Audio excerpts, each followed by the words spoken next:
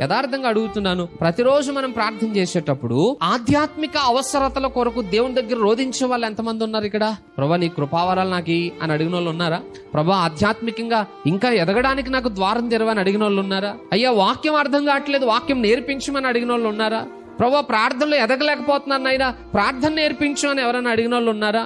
ఎప్పుడు చూడు ప్రభా ఆర్థికంగా దీవించు, ఆరోగ్యపరంగా దీవించు, ఇంటిని దీవించు, బిల్డింగ్లు ఇచ్చేయి, కార్లు ఇచ్చేయి, డబ్బు ఇచ్చేయి, బంగారం ఇచ్చేయి.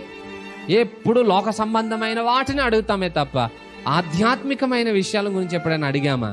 అసలు అక్కడ మన దృష్టి ఉంటే కదా అడగడానికి. ఎప్పుడు ఇహ సంబంధమైనవే చూస్తూ ఉంటాం. నేను రిచ్గా బతకా, నా చుట్టూ ఉన్న వాళ్ళకంతా నేను గొప్పగా ఉండాలి.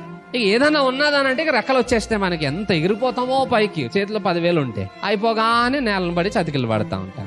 ఆ లైఫ్ కి మనం పులి స్టాప్ పెట్టకపోతే మన కనులు ఎప్పుడు కూడా పైకి చూసే